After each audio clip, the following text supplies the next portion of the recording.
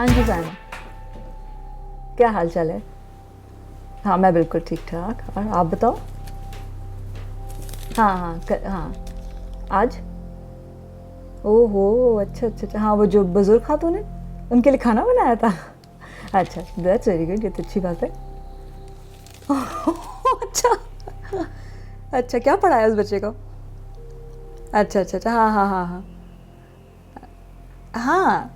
मगर साइमा, हमारी निजात की यकीन दहानी अच्छे कामों से तो नहीं होती। हमारी निजात की यकीन दहानी खुदावंद के कलाम के वादों पर ईमान से होती है। समझ नहीं आई? अच्छा एक काम करो, 4 बजे क्या कर रही हो? घर आ जाओ। हाँ ठीक है, चाय भी पीते हैं और गुफ्तगू करेंगे और साथ ही साथ इस मौजू के ऊपर बात करेंगे। ठीक है ठीक है, मैं तुम्हारा इंतज़ार करूँगी 4 बजे। Okay, bye bye. काशिफा, मैं सुन रहा था, सब खैरियत तो है? तुम सायमा से आज की अपॉइंटमेंट ले रही थी? हाँ, यासिफ साइमा आएगी शाम को 4 बजे। आज बड़ी एक्साइटेड थी, कह रही थी कि मैंने बड़े अच्छे काम किए हैं चर्च के बाद। वो बुज़ुर्ग खातून जो चर्च के वहाँ रहती हैं उनके लिए जाके खाना पकाया, एक बच्चे को पढ़ाया भी, और भी काफ़ी सारे काम अच्छे बता रही थी। पर साथ ही साथ कहने लगी कि मुझे इस बात का यकीन हो रहा है कि मुझे यकीन दहानी हो रही है कि मैं निजात याफ्ता हूँ। तो वो मैंने उसको बताया कि हमारे अच्छे कामों से हमारी निजात की यकीन दहानी नहीं होती, बल्कि खुदावंद के कलाम के वादों पर ईमान से होती है। पर उसको समझ में नहीं आया इतना, तो मैंने आज उसको 4 बजे बुलाया है। तो वो आएगी और हम लोग इस बात के बारे में डिस्कशन करेंगे। पर यासिफ, मैं चाह रही थी कि इससे पहले कि वो आए, आप और मैं थोड़ी देर बैठकर इस कलाम के इस हिस्से पर गुफ्तगू करें, और ताकि जब वो आए तो मैं उसे बेहतर तौर पर समझा सकूं। जी, आपने ये बहुत अच्छा किया। मैं I am very proud of you actually, कि आपने उसे ये बताया कि हमारे अच्छे कामों के वसीले से हम निजात की यकीन दहानी हासिल नहीं करते, बल्कि ये खुदा के कलाम के वादों के हिसाब से। और ये अच्छा हुआ कि आप उससे मुकम्मल तौर पर आज शाम को बैठ के इसे समझा सकें। बिल्कुल, इसीलिए वो आएगी। काशिफा, आम मसीही जो हैं उनको ये यकीन होना चाहिए कि जब उन्होंने खुदाम यीशु मसीह को अपनी ज़िंदगी में आने की दावत दी है तो वो निजात याफ्ता हैं। लेकिन बाज़ औक़ात बहुत सारे मसीही और ईमानदार जो हैं वो इस कशमकश में रहते हैं कि क्या वाकई मैं निजात पा चुका हूँ या नहीं। और मेरे ख़्याल में जैसे आपने किया, इसी तरह हमें उन्हें अपने ईमान की ये निजात की यकीन दहानी जो है वो करवानी बहुत ज़रूरी और लाजिम है। और इसके लिए मेरे साथ हवाला निकालें, आप ये उसे साइमा को भी दे सकती हैं हवाला। यूहन्ना की इंजील उसका 10वां बाब, और हम उसकी 27वीं और 28वीं आयत पढ़ेंगे, और आप हमारे लिए इस आयत को पढ़ें। जी। मेरी भेड़ें मेरी आवाज़ सुनती हैं और मैं उन्हें जानता हूँ। वो मेरे पीछे पीछे चलती हैं और मैं उन्हें हमेशा की ज़िंदगी बख्शता हूँ, और वो अब तक कभी हलाक ना होंगी और कोई उन्हें मेरे हाथ से छीन ना लेगा।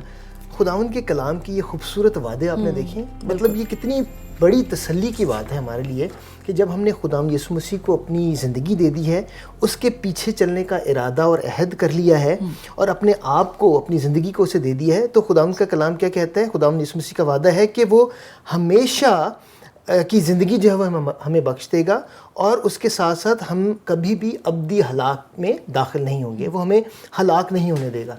तो ये मैं समझता हूँ कि कलाम का बहुत ही खूबसूरत वादा है जो खुदावंद ने हमें दिया, और यही वादा जो है वो आप उसे याद दिला सकती हैं।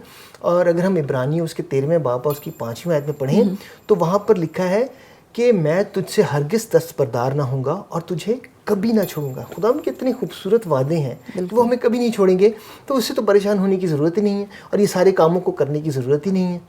यासिफ, बिल्कुल आपने दुरुस्त कहा, और मैं समझती हूँ कि जब हम किसी को खुदावंद यीशु मसीह से मुतारिफ़ करवाते हैं तो ये बड़ा ज़रूरी है कि हम उसे निजात की यकीन दहानी करवाएं, वरना वो अजीब सी उलझन में रहता है, जैसे कि अभी साइमा के हालात हैं। और मैं समझती हूँ कि उसके जहन में ये सवाल बार बार आता है कि क्या मैं निजात पा चुका हूँ या नहीं। तो ये ज़रूरी है कि हम उसे बताएं कि हमारी निजात की यकीन दहानी खुदावंद के कलाम के वादों पर ईमान से होती है। और इसका हवाला जो है वो भी पहला यूहन्ना उसके 5वें बाब में हमें मिलता है, और मैं आपके साथ मिलकर इसको पढ़ती हूँ। जी जी ज़रूर। 5वें बाब की 11वीं से 13वीं आयत पढ़ूंगी मैं आपके साथ। जी। और वो गवाही ये है कि खुदा ने हमें हमेशा की ज़िंदगी बख्शी, और ये ज़िंदगी उसके बेटे में है। जिसके पास बेटा है उसके पास ज़िंदगी है, और जिसके पास खुदा का बेटा नहीं उसके पास ज़िंदगी भी नहीं। मैंने तुमको जो खुदा के बेटे के नाम पर ईमान लाए हो ये बातें इसलिए लिखीं कि तुम्हें मालूम हो कि हमेशा की ज़िंदगी रखते हो। ہمیشہ کی زندگی رکھتے ہو، یعنی جب سے ہم خداوند کو قبول کرتے ہیں اس وقت سے ہمیشہ کی زندگی ہم رکھتے ہیں، اور ہمیں اس بات کی یقین دہانی ہونی چاہیے. یہ آیت کاشفہ اس کے لیے بہت ہی میں سمجھتا ہوں کہ تقویت کا باعث بنے گی. جی بالکل. اور یہ ہمیں بار بار یاد دلاتی ہے کہ جس کے پاس بیٹا ہے اس کے پاس زندگی ہے، اور جس کے پاس خدا کا بیٹا نہیں اس کے پاس زندگی بھی نہیں. یہ خدا کے قول ہیں، یہ خدا کا کلام ہے جو ہمیں اس بات کی یقین دہانی کرواتا ہے کہ ہم نجات یافتہ ہیں. اگر ہم باپ ابراہیم کی زندگی میں غور کریں تھوڑا سا، تو ہمیں پتہ چلتا ہے کہ بزرگ ابراہیم سے جب خدا نے یہ وعدہ کیا تھا کہ وہ اسے اولاد بخشے گا، اسے اور سارہ کو، تو وہ اس وقت کافی عمر رسیدہ تھے. لیکن ابراہیم نے اور اس کی بیوی نے خدا کے اس قول پر یقین کیا، ایمان لے کے آئے کہ جو کچھ خداوند نے کہا ہے وہ ان کی زندگی میں پورا ہوگا، اور ایسا ہی ہوا. اس لیے جو کچھ خداوند کے کلام سے ہمارے ایمان کے مطابق ہم مانگتے ہیں، خدا ہمارے لیے وہ پورا کرتا ہے. اور اسی کے ساتھ یاسف، ہم بزرگ نوح کی اگر مثال دیکھیں کہ جب خداوند نے انہیں کشتی بنانے کے لیے کہا تھا تو اس وقت موسم بھی نہیں تھا اور کچھ ایسا نہیں لگتا تھا کہ ایسا کچھ بارش ہوگی یا کچھ، لیکن کیونکہ وہ خداوند کے کلام پر یقین رکھتے تھے، انہوں نے خداوند کے قول کا بھی یقین رکھا اور اس عمل کو کیا جس کا خداوند نے کرنے کے لیے انہیں حکم دیا تھا. اور اسی کے ساتھ میں سمجھتی ہوں کہ جب ہم خداوند کے قول پر یقین رکھیں تو پھر ہمیں شک نہیں کرنا، کیونکہ شک بھی ایک گناہ ہے جس کا ہمیں اگر ہم اس کا حوالہ دیکھنا چاہیں تو زبور 119 اس کی 11ویں آیت ہے، اور اس میں لکھا ہے کہ میں نے تیرے کلام کو اپنے دل میں رکھ لیا تاکہ تیرے خلاف گناہ نہ کروں. اور میں سمجھتی ہوں کہ جب ہم شک کرتے ہیں تو وہ بھی ایک گناہ ہی ہے. بالکل آپ نے درست کہا کہ اگر ہماری زندگی میں شک ہے، اگر ہمارے دلوں میں شک ہے خداوند کے کلام کے لیے، خداوند کے قول کے لیے، تو یہ بھی گناہ ہے. اور اس کے لیے میں ایک اور حوالہ بھی آپ کے ساتھ ضرور اس کو شیئر کرنا چاہوں گا. اگر آپ میرے ساتھ نکالیں یعقوب اس کا پہلا باپ اور اس کی پہلی آیت سے لے کر 6 آیت تک، یعقوب کا عام خط اس کا پہلا باپ اس کی 6 آیت سے لے کر 8ویں آیت تک، اور اس میں یوں مرقوم ہے: مگر ایمان سے مانگے اور کچھ شک نہ کرے، کیونکہ شک کرنے والا سمندر کی لہر کی مانند ہوتا ہے جو ہوا سے بہتی اور اچھلتی ہے. ایسا آدمی یہ نہ سمجھے کہ مجھے خداوند سے کچھ ملے گا.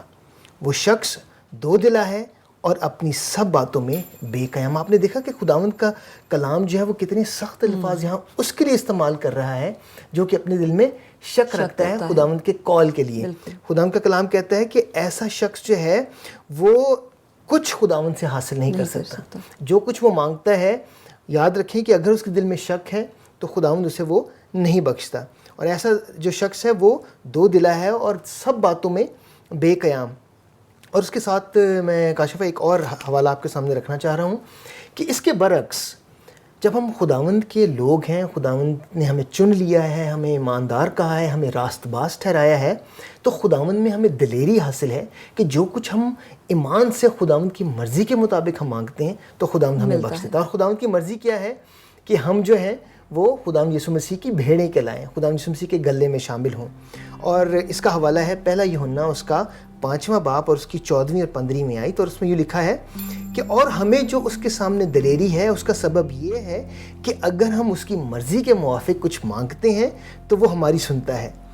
اور جب ہم جانتے ہیں کہ جو کچھ ہم مانگتے ہیں وہ ہماری سنتا ہے تو یہ بھی جانتے ہیں کہ جو کچھ ہم نے مانگا ہے سو پایا ہے. بڑی خوبصورت آیت ہے. خداوند کا کلام کہتا ہے کہ جو کچھ ہم نے مانگا ہے سو پایا ہے. اور یہ دلیری ہمیں خداوند میں ہے کہ ہمیں یہ کانفیڈنس ہے باپ ہوتے ہوئے کہ جب ہم نے خداوند یسوع مسیح کو ایمان سے اپنی زندگی میں آنے کی دعوت دی ہے وہ آ چکا ہے. اور یہ ہماری دلیری ہے، یہ ہمارا کانفیڈنس ہے کہ ہم نے خداوند سے ایسا مانگا، ایسا کرنے کو کہا تو اس نے ہمارے لیے ایسا ہی کیا. تھینک یو یاسف. آج کی اسٹڈی میری بڑی مدد کرے گی کہ جب سائمہ آئے تو میں اس کے ساتھ شیئرنگ کر سکوں اور اسے نجات کی بہتر طور پر یقین دہانی کروا سکوں. تو کیوں نہ جو کچھ ہم نے آج بات کی ہے اس کا اعادہ کرتے ہیں. ضرور. نئے ایماندار کو نجات کی یقین دہانی کرانا اہم ہے. ایماندار کو یہ یقین ہونا چاہیے کہ وہ خداوند یسوع مسیح کے وسیلے ہمیشہ کی زندگی پا چکا ہے. ایماندار کو یہ یقین ہونا چاہیے کہ اس کے تمام گناہ معاف ہو گئے ہیں اور یہ کہ خداوند انہیں کبھی نہیں چھوڑیں گے. ایماندار کو نجات کی یقین دہانی خدا کے کلام کے وعدوں کے باموجب ملتی ہے. پروگرام ڈسائپلشپ ایسینشلز میں ہمارے ساتھ رہنے کے لیے آپ کا بہت بہت شکریہ. اگلے پروگرام میں نئے پیغام کے ساتھ پھر ملاقات کریں گے. تب تک کے لیے خدا حافظ.